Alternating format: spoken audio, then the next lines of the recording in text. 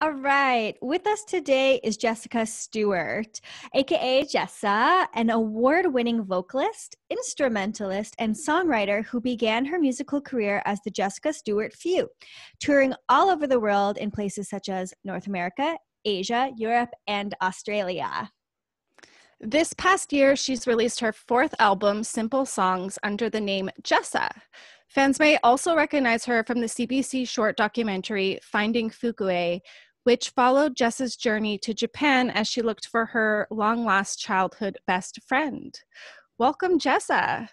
Thank you so much for having me. I'm so excited to be here with you ladies. I'm very excited to have you. We are friends in real life. Yeah. We've sort of discussed a couple of these things before, but not in full detail, but I'm always fascinated and I always want to ask you questions, but I wanted to save it for an interview. So thank you so much for being here. And I'm just going to get straight into it. I'd love to talk a little bit about your musical background. I believe you grew up in a musical household. I'm wondering, were you naturally drawn to it from the beginning? What kind of music were you listening to growing up? Well, my mother is an incredible musician. She's just so good. She's very good at everything she does. So she was trained classically and also as an ethnomusicologist, specializing in Asian instruments, which is like the Asian connection. It leads into the Asian connection and why I was in Japan and so on and so forth, and why I played the Japanese instrument, the koto. But my mother is she's from New York and of that vintage that Broadway musicals were like pop music. So my sister and I, from the time we were very teeny, were surrounded by music, and my father played too. And then my mom would sort of teach us song and dance routines from the time we were really, really young, and we'd perform them for the people coming over to our houses. So, that's a very comfortable spot that I grew up in, next to the piano, next to my mother. And then, when I was 3, they started me in violin lessons. And then when I was 5, I started piano. And then only later, when I was a teenager, I started playing guitar. And that's when I started really connecting to music and wanting to write music and starting to just dabble in writing music. So yeah, I have a totally musical background, and I definitely was predisposed to it. But also it came easy to me. I had always a good ear. And so when I was learning to play guitar, for instance, I started playing guitar because I heard a Led Zeppelin album and I was like, I want to do that. But I, of course, didn't know how to play that well yet because I was just picking up the instrument, but my ear was strong enough. So I would learn the riffs that I liked by ear and then practice those things that were too hard for me over and over again until I could play them fluently. And that's actually the basis of my guitar playing. So all the theory and the technical stuff comes later. But yeah, so it was totally by ear.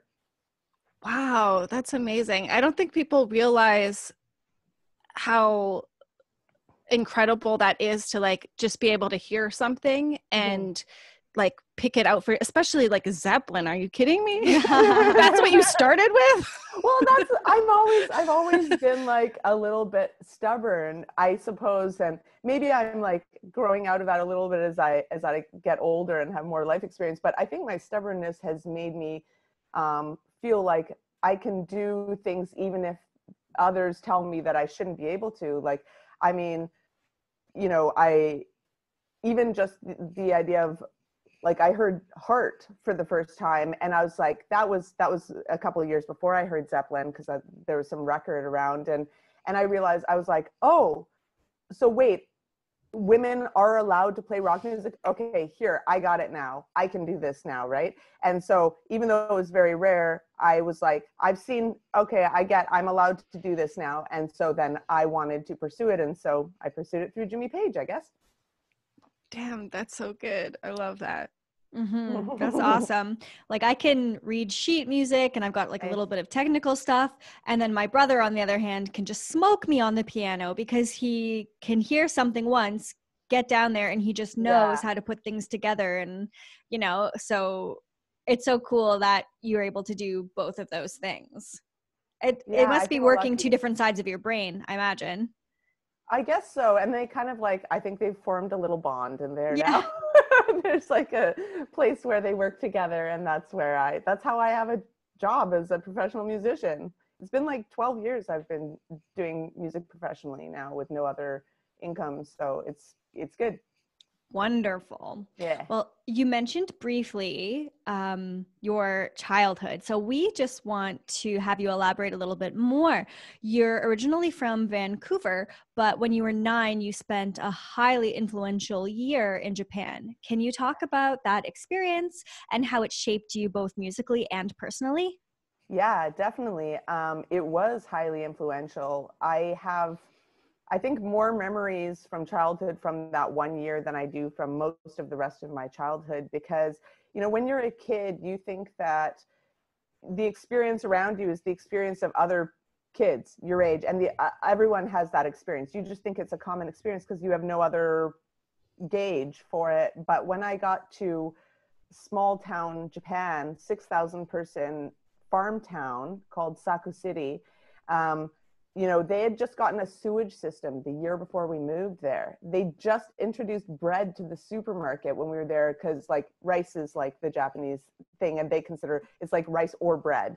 That's what they consider in a meal, you one or the other. So bread was the new thing, and my family was the only family buying certain bread products. So they had us do like bread demonstrations in the grocery store. It was that different from where I came from.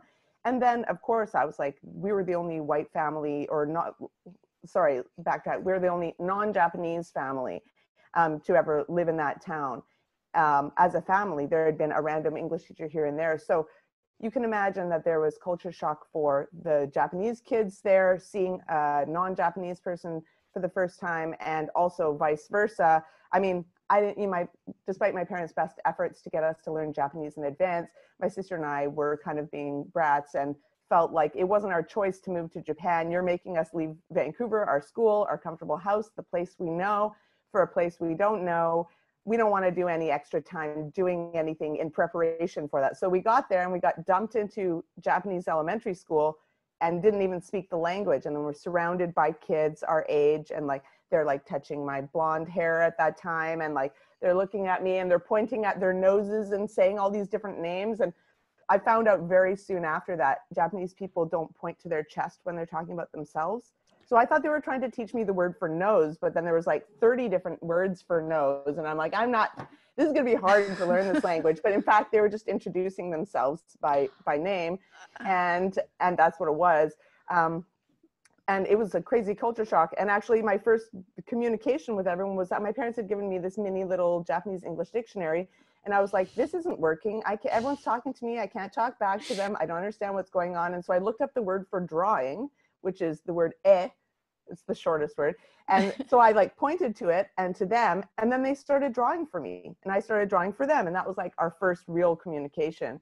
So like, it was a totally, different experience. And then on top of Japanese elementary school and life in small town with rice paddies and the roasted sweet potato man instead of the ice cream man going around with his truck. And like, it was just totally different. On top of that, I was also doing Canadian correspondence course, so I could go into grade 5 when I got home and not be behind my other age mates. So all of that was a really crazy experience.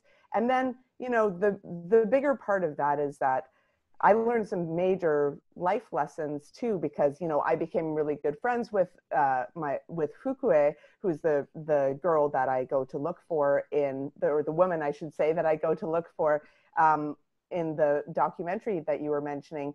And, she seemed to be the only person who actually was interested in me, the person, and not in me,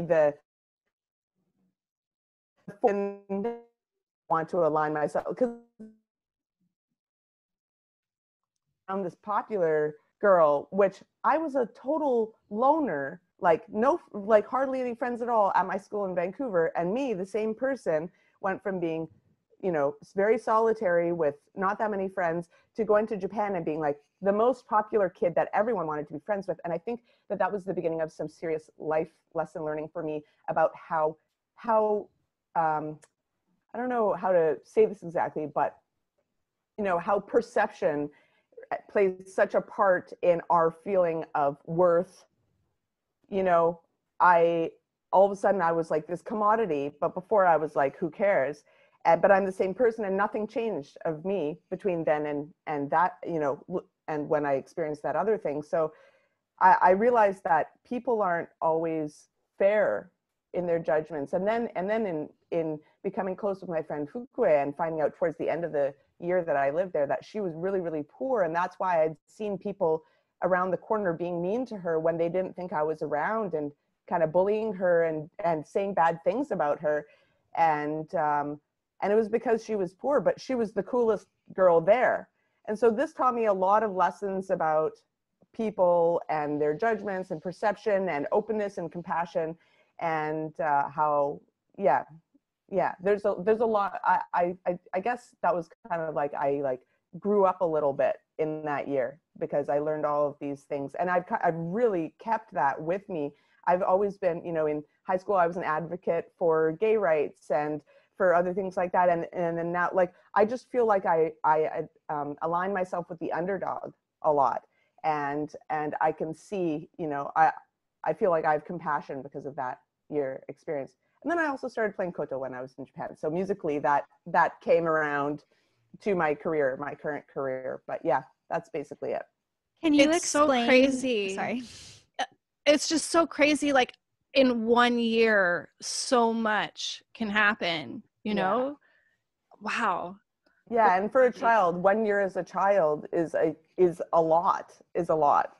For sure. Absolutely. Yeah. Do you guys remember when you were younger that you could, like, were you able to tell exactly the age of the people in your age range, like from where you lived? Like you could tell, oh, that person's this many years old. Like 1 year difference made a huge, you could tell, oh, that's a grade 5, that's a grade 4, that's a grade 6. Even if you didn't know them, you kind of could smell it on them or something.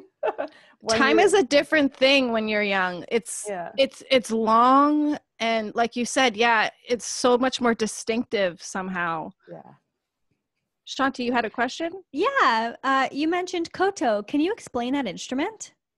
Yeah, no problem. It's a traditional Japanese instrument which was originally made to entertain the emperor in the royal court, like thousands of years ago, maybe, I don't know, maybe 1500 or so years ago. But it's got 13 strings and it's horizontally strung. So it kind of looks like a surfboard or an ironing board type thing, but it has horizontally strung these 13 strings, and they're held up by each an individual bridge, which makes it have its pitch. So it's tuned traditionally pentatonically, but I do whatever I want to it because I'm writing my own music with it. But yeah, and I think, and the instrument itself was originally kind of like the grandmother instrument of all of those similar instruments from around Asia is the guzheng, which is the Chinese one, which has a different number of strings.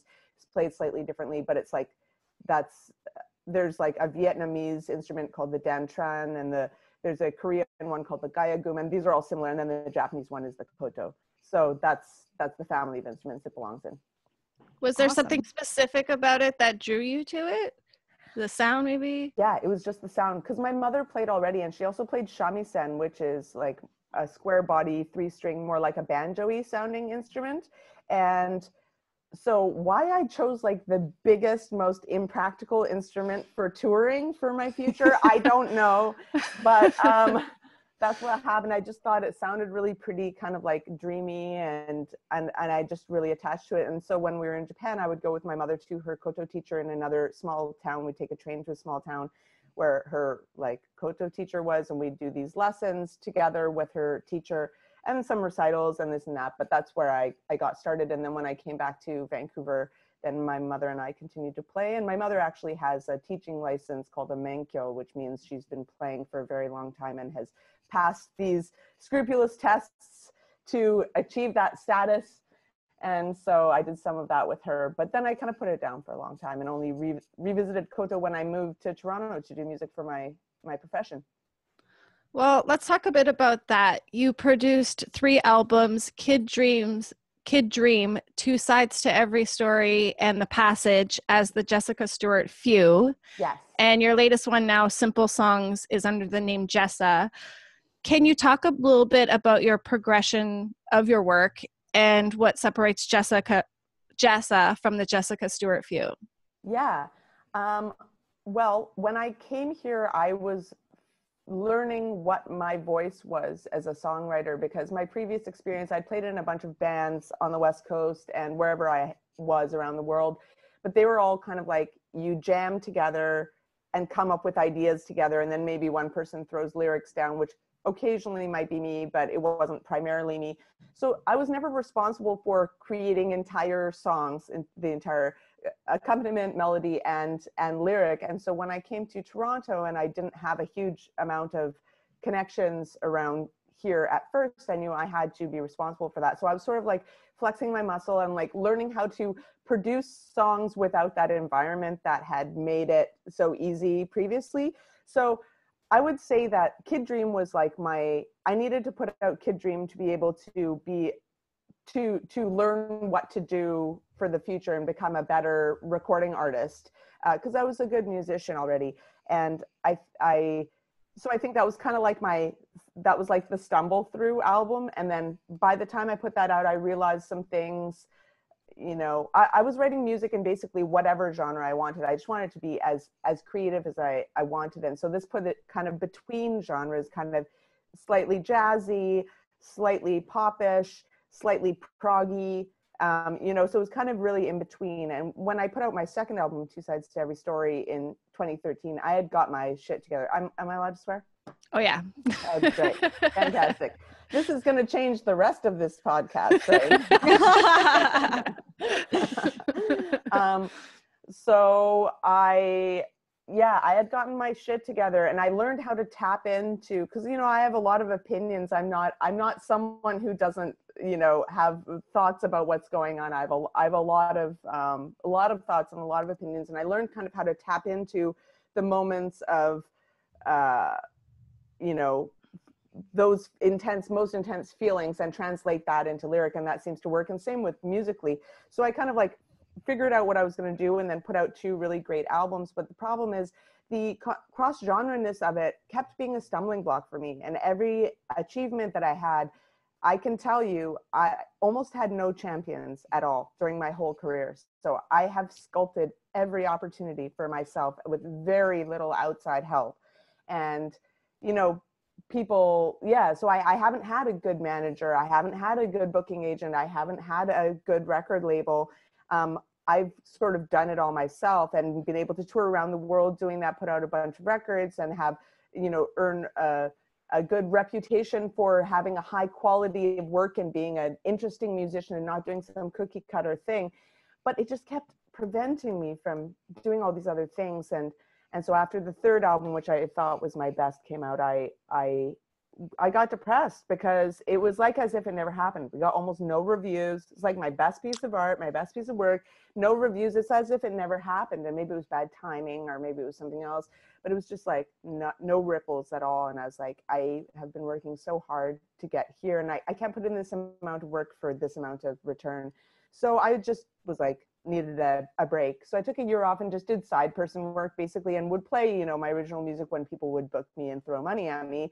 But after that year, I kind of came back refreshed, and I had this idea while I was depressed. I remember ranting to my boyfriend at the time and saying, I bet you if I wrote songs with 4 chords that it would be the most successful thing that I've ever done in my whole career. And we laughed and cried about it. And then, you know, but I remembered that. And so then I was like in the bathroom, like brushing my teeth one day, and then I heard the melody for like the song, Simple Little Song, which was the starting point of that whole project. And I just wanted it to be something that people hear the first time and can sing along to. And that was something I had never aspired to with my previous music. I just kind of wanted to be as creative as I wanted and express myself.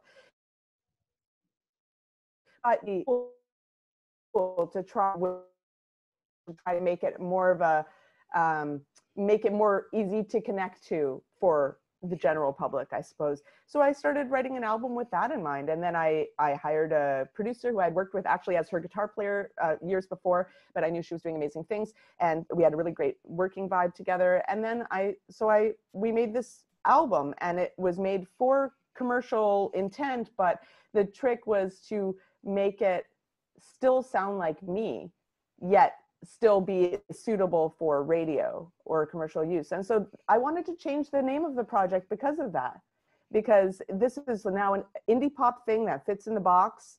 And the previous thing is like anything goes, my crazy creative mind and imagination at work. So I wanted to name those things differently, but I think I'm just going to go by Jessa from here on in. And I think that people don't really notice the difference between music. If I tell them it's indie pop, maybe I'll just have more opportunities anyway, even if I write whatever music I want. That's another question I had, because you do kind of fall into so many different genres and categories. Yeah. I was wondering if that has been an issue for you. And, you know, as a unique artist, people always have this need to like label things, and that can be difficult when, you know, you're undefinable.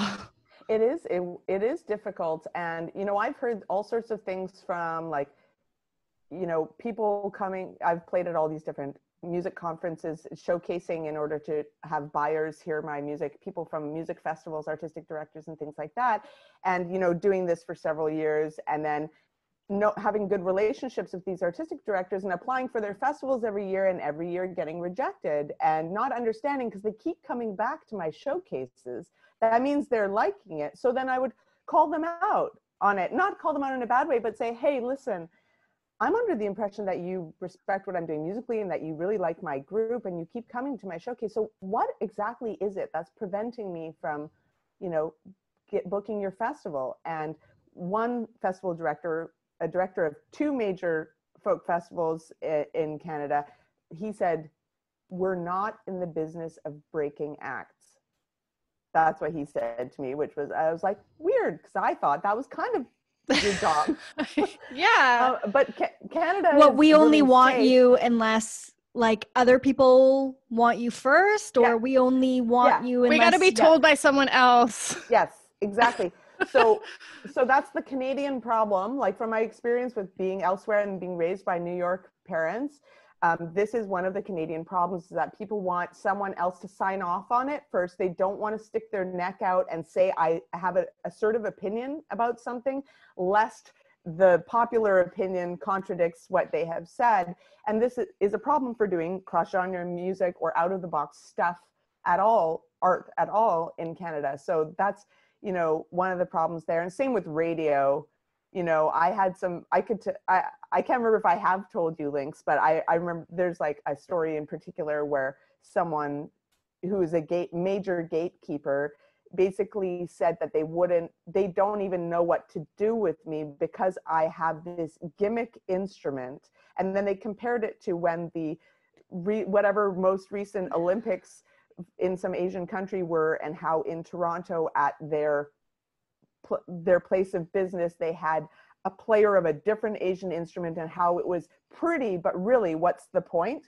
And that's what they said. So they wouldn't put my music on because they were tripped up on the koto, which meanwhile is in my family lineage. I'm a 2nd generation koto player. My mother plays, and I lived in Japan. And I haven't gimmicked out that instrument at all. I just use it. People want to talk about it. People want to see pictures of it. They find it interesting. It's different from a guitar, fine. But I have never gimmicked out that portion of my music career. So it's just another instrument. But that was enough that this major gatekeeper has put the gate down. And so I am not even considered in that realm. So that's just so because that person got to that point in their career too, though, doesn't mean that like maybe they necessarily got there because they know what's best for like Canadian artists or musicians or just about music in general. That's why like when you go to the higher up, sometimes it can just be like, ugh, the music industry and the business can be like real shitty in a lot of ways. Yeah, it's true. And yeah, you get someone who just decides that they think that what you're doing is garbage, and then they affect a lot of people around it. And yeah, I don't know. I was just having this conversation with my boyfriend the other day. We were listening to Haim, I think it was, or we were listening to how Haim and Taylor Swift just put out a song together.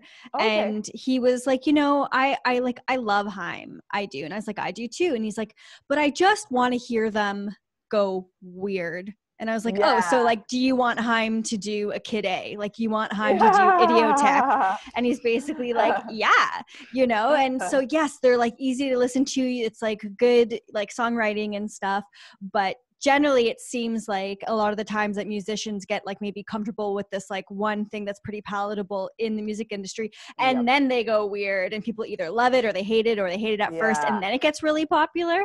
But you've kind of done your own path here, and you've kind of just shown right out of the gate that, well, you do everything and you're doing it on your own time. But it was really like smart and intuitive of you to go, well, I'm going to do these simple songs and see how that gets me.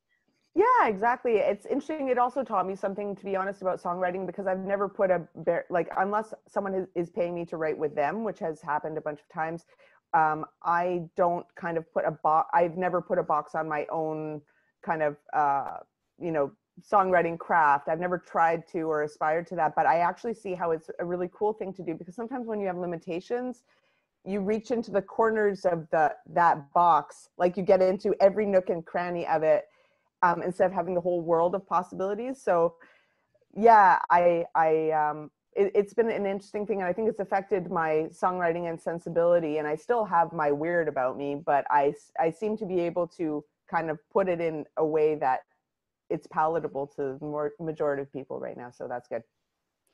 So obviously your process has changed over the years. When I listen to your music, I really feel it feels so personal to me, and I relate so hard, especially to simple songs. Very much so. Is that something that comes naturally to you? Like, where's your inspiration come from lyrically? Yeah, I think it does come naturally to me, because like I was saying before, I have no shortage of thoughts and opinions. And what I realized, I think that the trick to songwriting, both on the lyrical and the musical side, really, and now I have some songwriting students too, and I've, done pieces in SoCan magazine on songwriting and things like this. And I think that the key is that the hard thing to conjure on command is inspiration. So you have to harness the inspiration moments whenever they come, no matter how annoying. Like formerly before pandemic, on the TTC, you're stuffed in between everyone and I have a song idea. Don't let it go. Like, catch that song idea in that moment, even if it's a few words, just a little melody or whatever it is. Or you're trying to go to bed at night and you're like, shit, I really needed to sleep tonight. Why did I have this amazing song idea? And then all of a sudden I'm downstairs with the guitar or with the pen and paper. And so I think that you have to find that inspiration moment, and then later you can tease it out. And for me, because of all these thoughts and opinions I keep talking about that I have, and big feelings, like I feel things a lot, and that's probably a lot of artists feel things a lot, and that's why they want to express it as art. I just tap into the real sentiment and try not to, I don't like to make it too flowery or too poetic in a way. It's not that it's not poetic, but I like it to feel like a real thought or like a real conversation in a way. And then I just kind of like to, whatever the topic is, to get real deep into that topic. Even if it's something like, like I wrote the song Airplane Mode on Simple Songs, which is like, it was totally just because I was wanting to hear so badly from this guy that I was dating, and he wasn't getting in touch with me. And I couldn't make my mind, despite my best efforts and knowing better, I couldn't turn it off in my brain. And so I said, okay, fine, I'm turning my phone on airplane mode, because now no one can get in touch with me, and now I can get on with my life for a second. And then that moment, and how ridiculous that conclusion was, that was enough to write a whole song about it and delve into that sentiment surrounding that action. So yeah, so I think it does come naturally more and more over time. Like since second album on, I feel like I'm into the lyrical side of things. So awesome. That's a good tip. Yeah, to harness when it comes. You don't have to write out the whole thing, but capture whatever you're feeling in that moment and go back to it whenever you can. It's easier to tease things out once you have the starting bit of clay, right? You can just sort of like, even if it's a little melody or even if it's a few words, it's really easy to build off something existing which is connected to a strong feeling, but it's really hard to just make up something from nothing in a moment, unless you kind of make some parameters. Yeah, the more parameters you can put on things, the more deeply you can sort of investigate a small thing, you know? I never thought of it that way before, because I'm not a songwriter. And maybe you will be after this. Maybe I will be. She does have a piano now, Shanti. I'm just like learning like little drummer boy. Like when my mom comes, I'm like, look, Mom. Oh, that's awesome. Well, we've talked about songwriting, recording. It's only natural, I think, that we talk a little bit about touring. Yeah. So it sounds like you've done quite a bit of touring and traveling. What have been some of your favorite places to visit or perform? And do you have any standout memories of when it comes to performance experiences?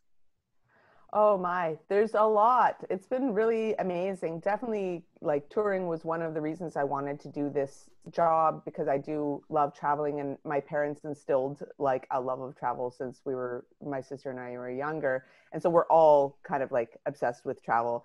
And so to be able to combine my work and traveling at the same time, and then, you know, I wised up after the first several years of touring. I wised up and started adding on like a week or 2 weeks of time after I send my bandmates home, that I can stay there and experience wherever I am. And so that's been working. But, you know, I've toured in Asia, in Japan several times, and in China also.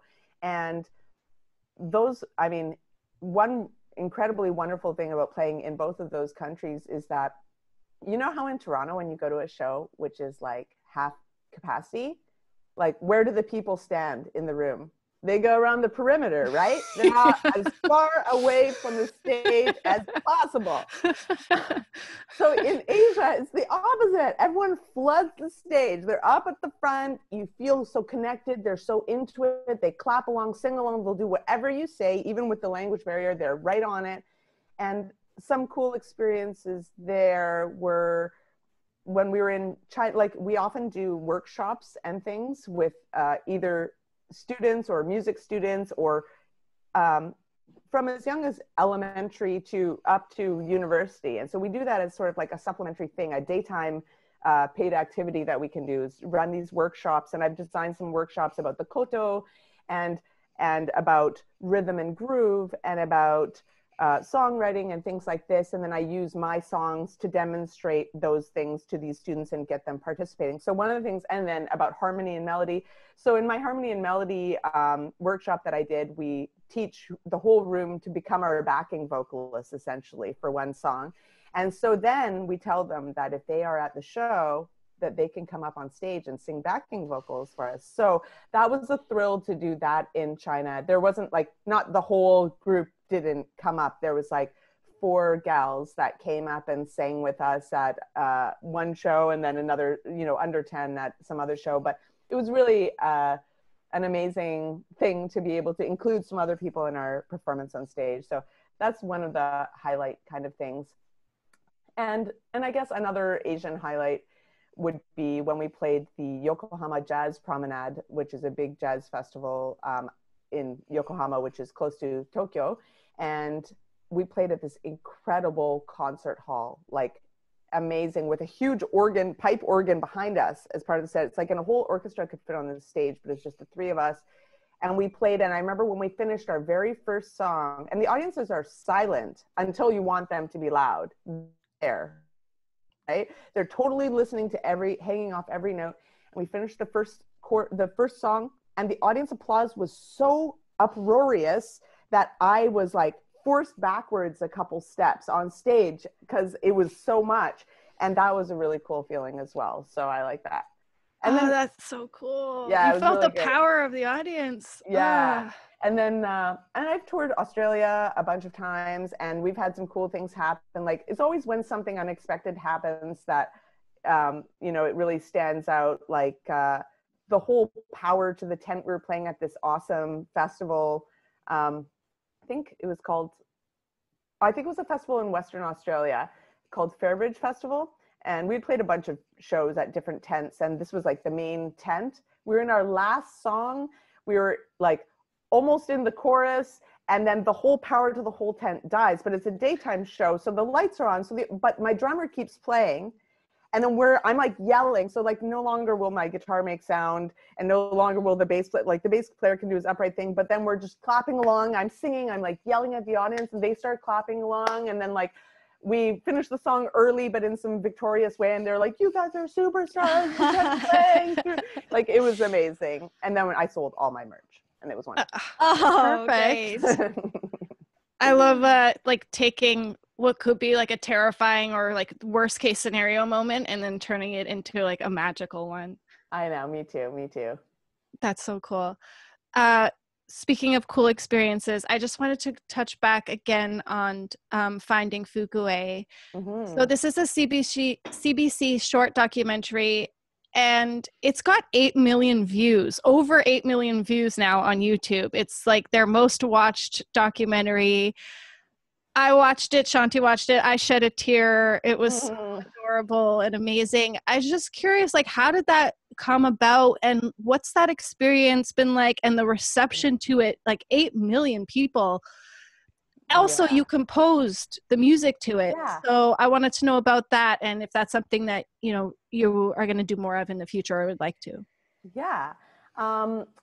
So that all came about because it's like, you know, some other time I'll tell you like the bigger backstory, but it's way too long of a story for your podcast right now. But I ended up starting to teach guitar lessons to this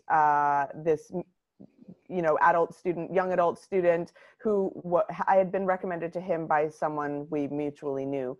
And the reason he was wanting to take lessons was because he was up for the director's chair of the Robbie Robertson documentary about the band, which was They Once Were Brothers or whatever it's called. So he was up for that, and he wanted a leg up because he was a young guy going up against some older, more seasoned directors. And so he thought, this is my way in. If I can play guitar, I can connect to Robbie, and I love their music. And so he started taking lessons with me. So he is a director and a filmmaker, made a lot of documentaries and worked with CBC in the past. So about a year or so into our lessons, and we became friends. We kind of had like a brother-sister kind of vibe. And like, cause he's Jewish too, and me, and he reminds me of people I went to summer camp with, and like, you know, just kind of had a good vibe between us. And then, so we would chat here and there. And at the end of one of our lessons, I said some totally innocuous thing about when I lived in Japan as a kid, because he had seen me play before and seen me play the koto. So I knew I spoke Japanese. So I assumed that he knew that I had lived in Japan. And then he said, "What do you mean you lived in Japan as a kid?" And I was like, "Oh yeah, you didn't know?" He's like, "I just thought you were a Japanophile." I'm like, no, I actually lived there. My parents lived there before I was born for 4 years, and like blah, blah, blah, and all this stuff. And he's like, "Wow, are you in touch with anyone there still? Like, do you have friends still from when you lived there?" I'm like, "Well, like we got family friends, but like the truth is I only really had one true friend, one person who really got to know me, and who I got to know. And her and I stayed in touch for a year and a half or two after I left, but then I stopped hearing from her." And he's like, "Tell me more about that." And I was like, "Oh, okay." And so I like said another sentence or two, and he said, "I want to find your friend." I'm like, "Yeah, I tried. I went back in 2006 when I was in Japan for the first time. Of course, a part of my mission was looking for Fukue, and I even got some help, but we came up short. I don't know you're going to be able to do it." He's like, "I find people. This is what I do." That's what he said. And I was like, "Dude, if you want to try, like, if you want to help me find my friend, I'm not opposed to it." He's like, "You'd let me film you?" I'm like, "Hell yeah." I'm like, "But you got to let me do the soundtrack." Like, it was just all a joke. Like, this was the initial conversation, right? And 2 days later, he wrote me, said, "I wrote a pitch to, I wrote up a pitch. I'm going to do this. Can we film some like stuff so I can have like a proper package to give to CBC? Because I think they'd be into this." So then we started filming some different like interviews and talking to my parents about what kind of archival footage they had. Because I knew, as it turns out, it was almost the whole year that we were there. So like, there was a lot of footage of stuff that like I kind of blocked it out of my mind. I don't remember there being like a camera person around a lot of the time, but like I guess there was. And so we figured out what there was, and then he pitched it to CBC, and a matter of weeks after the pitch, they were like, "This is it, we want this." And then we were 5 weeks later off to Japan looking for my friend. So it is pretty wild. It all kind of seemed to happen so quickly, and I don't know, I guess, should I be leaving this as a mystery to the listener? Or, I mean, 8 million people have already seen it, so. That's a good point. But the thing is, it going viral then is like completely, even totally wilder, because I remember looking, like, for instance, okay, so cat's out of the bag, I found Fukue. So I remember, so she, you know, Fukue really values her privacy, and this is a very Japanese thing, and especially in a small town, and especially when you have a history which includes being treated poorly, you know, like bullying and this and that. And so she really values her privacy. So when we were out there, you know, I didn't care about the film. I cared about being reunited with my friend and her feelings. And so we were talking to her, and she said, where is this going to be? You know, I was like, are you comfortable being on camera?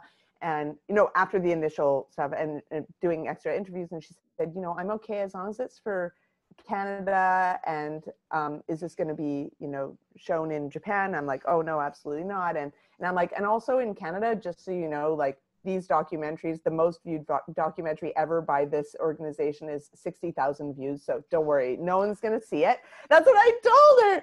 And so, like, you know what's crazy is when, so, like, and we did other things, like we got actually a whole bunch of Japanese media requests, because we ended up having, like, as you guys saw in the documentary, I was surprised to walk into a press conference at City Hall when we were there looking for family records. And so then the local, like the city prefecture and some national press were covering this story, but especially the locals, like, were really interested. And so we got all these press requests, and I asked Fukue, and she said, I don't want to. I'm like, no problem. And I'm like, nope, we're not going to do them. So that was it. So, you know, I was very much on top of that. So the biggest mind fuck for me was that it went viral. And then my whole concern was like, oh my God, I have to talk to Fukue. Does she think that I knew that this was happening and that I bullshitted her in order to get her on film? Like, I was just like, what if this film blowing up is the reason that Fukue and I's friendship will implode because she'll think I lied to her? And I was like, this is horrible. Like, at first when it started going viral, I was like really worried about it, actually. So that's what was going on. That's like a funny little side story there. I don't think I've actually really mentioned to anyone, but yeah, so that happened. And then, yeah, so I did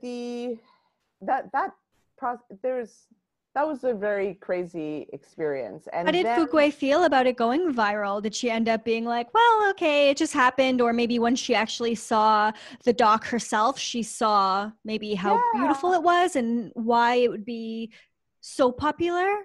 I'm just guessing here. How did she feel about it? I think she loved it. She loved it very much, and she doesn't speak fluent English. So, and they didn't provide subtitles for Japan on purpose. Someone had made a translation, and I said she didn't want it shown in Japan. So let's not add these language things, because that's the only way Japanese people are going to be able to watch it, really. So I think she saw it and she thought it was beautiful. I think she was very surprised that anyone, just like me, that anyone would be, oh, ladies, like, here's the funny thing is that this was put out as a real YouTube channel with 2+ million subscribers. This was a co-production, or they buddied up, or Real Stories buddied up or something. So when it was released by Real Stories, like at, 2 months after or whatever, to a completely different audience, it didn't go viral. And then it was released again a few months ago to some other documentary related thing. And someone just texted me like 6 weeks ago telling me that it had just been put up there. I can't remember the name of it. It also didn't go viral. So I don't know if it's, I strongly believe, just by virtue of knowing how many amazing musicians, artists, and people who are not known at all or don't have traditional success, I don't think that the quality of something correlates to the viralness or the popularity of it. And I think that in this case, we just got lucky because, as I mentioned, and all of us mentioned, this has been viewed so many more times, like millions more times than the most viewed other thing on CBC. So I think it was just good timing. I think it got released during American Thanksgiving weekend 2 years ago. And I think that the timing helped it. And then all of a sudden there was people looking for family appropriate content, which wasn't too long, which was a good feeling. And so then people started watching it, and then YouTube started suggesting it to others. And that's how it went. It's like YouTube's algorithm probably made it viral. So I think it's also the story. I mean, it's like you said, you can't help but like feel good and maybe shed a tear, and like it feels so personal but also relatable. Like we all have that long lost best friend that we'd love to, be in touch with again. Yeah. What have you felt the reception of 8 million people? I have. All of a sudden I have YouTube subscribers, and so I've started upping my YouTube game only in the past year. I should have probably done it before, but so yeah, and people are contacting me literally every day through one platform or another. I get DMs on Instagram, on Facebook, through my Facebook page, people commenting on my YouTube videos, and writing me messages through my website. Yeah, so I'm feeling that. And I got recognized once in an airport in Tel Aviv, and that was cool. And yeah, so I am definitely feeling that. And also along with this, I did the whole arc of learning how to deal with haters and stuff, because you guys know from what I've been saying, we had no idea that this would become a popular thing. So this wasn't some kind of a promotional tool for my career in any sense. That was never a part of my thought process about it, except for maybe I was thinking I would have the credit of a film score, which I'll come back to in a second. But people have all sorts of things to say about my intentions and this and that. It bothered me because I have been completely on the level and completely with the best of intentions and only good things for Fukue and myself in mind throughout the whole process. So I don't like that when someone puts my ethic or my whatever, my reasons into question. And then there's other stuff like, people telling me that I'm ugly and look like this or that animal, or that I need to go to the gym, or things like that. And I'm or that I'm an actor. And I'm I must be a really freaking good actor, because I don't know any actor who makes himself look do ugly cries throughout the thing. You think I want people to see, you think that was on purpose? No, it's just I seem to just be able to tune out cameras. So I was just being completely myself, and that was it. So yeah, so I learned how to deal with that, and I've now taken to humor with those situations actually, and I'll say things like whatever it is, I'll say, sorry, I didn't realize that on top of having an interesting life story, I also needed to be a model and fit into your sample size clothing to please you in this thing. Sorry, I'll work on that for next time. Shit like that. Just making them feel realize the idiocy of their comments. This has been a fun little game I've played. But, relatively, there's been so few haters and so many people gushing over this and sharing their experiences too with me and everything, which is really meaningful. And actually, yeah, it's been really wonderful to hear everyone's stories and hear from everyone. Well, thank you for sharing both the positive and negative side to that coin. And it's a good reminder, and the way that you deal with it so gracefully as well is thank you for sharing that. Oh yeah. And then I guess there was the question about the film score and everything, and I had never done, so I'd composed music for film score before, but never, I'd sort of given files of music I had composed that would work for the mood of the scenes I had been asked to compose for, and I'd sent those files over to whoever's in charge of the music. They would cut the slice of whatever, and they would take, they would assign the film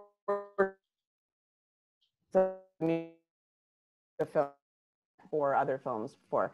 So this was the first time doing that, and I did work with someone a little bit on that part as well. And I can't remember his name right now, so I'm sorry about that. I'll maybe look that up. But anyway, and so he was someone with a lot of experience, and he gave me some good advice because I didn't know how to start. And he said that basically write a first kind of like theme and get it approved by the directors and the whoever's in charge. And then you can extrapolate musical elements from that theme throughout the film in different ways, underpin them differently, and just take from that source material. It's again like the inspiration thing I was talking about. It's like as if that main theme is the inspired moment, then you can pull it apart in different ways and reorganize it for different portions of the film. And then we also used some of the instrumentals of certain existing pieces of music of mine as well. So there was both original content written and then also some of the instrumentals of existing music. But I wrote the song Fukue's theme, part 1, actually while we were shooting B-roll in Tokyo after we had reconnected. They were filming me for slow-mo on Koto, and I was like, I had this idea already, and it felt like the music felt like reminiscent and happy and sad at the same time. And I was like, that's perfect for this feeling of having reconnected. And so I actually wrote the song on camera, but it wasn't captured. Like they had no audio capture, but I wrote the song while they were filming me. And then when I got back to Canada, I completed the song. I sent it to them. They were like, yeah, this is good, but you're not allowed lyrics. I'm like, I know, but I just write songs, right? So I'm like writing the song, and we'll remove the lyrics, and I'll, make the rest of the score. And so we worked it like that. And then I convinced them at the end. I said, listen, when the credits are rolling, I really think you could throw the lyrics in there. And he's like, it's very unconventional. I'm like, I think it'll work. I think you can do it. And so then he did it. And I was like, woohoo, because then like, that's my most, purchased, listened to, played song of all time, which, yeah. So I released it 1 month after. I wasn't planning to release any of those things. That was just going to be for the soundtrack, but there was such popular demand, actually, people asking about, what's that song at the end? Is that Jessica's song? Is that the one she talked about in the film? And so I decided to put it out a month later, and it was good. So yeah. Makes me want to just watch it all over again. Like, I watched it for like that one time without having met you and heard these stories. And now I just want to go watch it again. And actually my mom's coming to visit, so that'd probably be something really great to show her as well. And I think I'll do that. I think I'll wait till she's here. And because I had pen pals too, growing up, and I understand as a 9-year-old girl how important that relationship is, and how close and personal, and how you can really get to know somebody in that way. And so I think I definitely want to watch it again. And so I'll do that with my mom this week. I love that. I love it. So you don't only perform your own music, you are in a Radiohead tribute band, and I've heard rumors of a previous metal band, and I gotta know what's going on with that, and what's it like to play your own music versus another band's music? I love playing all sorts of music, and I don't think I would probably be satisfied just doing one type of music all of the time. Even if it was my own, I would always probably want to be doing some other things as well.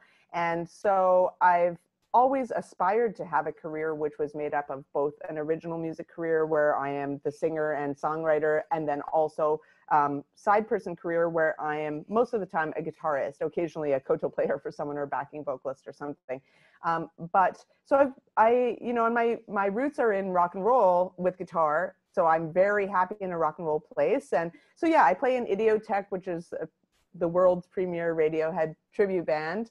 And I've played in a whole bunch of other groups as well. And, one of those is Luke Roberts, awesome Toronto-based guitar player, songwriter, singer. His metal project, Ayahuasca, so I was a member of that for a few years, and I learned a lot of things. Each new project, if it's a very specific niche, because I hadn't played sort of metal before, I'd played heavy music, but not like metal specifically, so I had to learn a bunch of new guitar techniques and things, which is really great. I love that about playing in other people's projects as well. Like I remember I was booked for my friend from actually back in Vancouver, NDDO or NDDO Nukulu, I don't know which name she's going by now, but she's like a successful artist, and she lives in the States, but she had like a showcase in Newfoundland, a year and a half ago, and she's a blues artist. and she only had budget for one accompanist. So she hired me as the blues guitarist for her project, which I'm not a blues guitarist. However, I got into the tones and the timbres. I got into the nuance of it, and I slayed that. People were coming up to me like, how long have you been playing the blues? Like, I don't see any like female blues guitarist players very often. And I'm like, oh, we've been playing for years, like whatever. Like, so just have to be very adaptable, but I really enjoy it. And I enjoy digging in, like with this, I was playing with Wiz the MC this past month, and as his guitar player in a new live band element of his project, and just digging into another artist's kind of, album or music, and like picking out, because the difficult thing is that when you're playing for other people, if it's based on existing recorded music, there's like tons of guitar layers, and I'm one guitar player. And they're like, yeah, learn the guitar part. And you're like, cool, there's 8 guitar parts. So like one of the things that I've learned to do is how to do a reduction where I take what I hear. I have to just go by what I hear, and then they can adjust. They can ask for something else once we get to rehearsal. I have to decide what I think the most musically important parts are, and then I try to do as much as possible. So there'll be like the main part, but then I might like pick up some little lines in the middle here and there. I might try to make a mutt of a part, which involves parts of, multiple guitar layers. And so I've become really good at doing these reductions, and it's really a fun project for me. So I love it. And then also playing with Idiotech or playing with rock music and heavy music, even though I have glory playing with the Jessica Stuart Few or Jessa with my trio on stage. And yeah, I jump around, and like it's an amazing feeling. But when you play heavy music or like rock music, you can really let loose. And especially because I don't have to sing in that project. I'm just an electric guitar player. So when I play with Idiotech, I get to crowd surf off the stage. I get to do huge jumps when there's like impactful moments of the music. I get to like headbang until like the next morning I'm like, I'm old and I can't headbang anymore. And like, stuff like that. So it's really glorious, and like people like scream for you, and like they just think you're a rock star, and it's really fun just to be a rock star. I was going to say, they think you're a rock star because you are a rock star. That is awesome. Well, I like that. I'm going to put that on my bio. Yeah. Professional rock star. You get the best of all worlds that way. That's so cool. Yeah. This has been so fascinating. It's been so awesome getting to know you. If people want to get to know you a little bit further, they can head over to your YouTube channel. You do some fun creative things over there. And you also do a monthly playlist on Spotify. Do you want to talk about those projects a little bit? And you are just so multifaceted. Where's a good place for people to dive in for you? I think that you could, Instagram is a good place to start, maybe because you can hear some things, see some things, and then it also has like, a link tree to everywhere else you might want to go. But yeah, my YouTube channel, I'm really updating and adding cool stuff all the time. Oftentimes to do with musical things, sometimes to do with Finding Fukue stuff. And then I know that you gals know about my like recent merch. I've added some new merch along with this new album I put out. And like, I'm a very physical person, and I love hacky sack and billiards. Okay, so I didn't manufacture pool cues with Jessa on them, but I did make Jessa hacky sacks.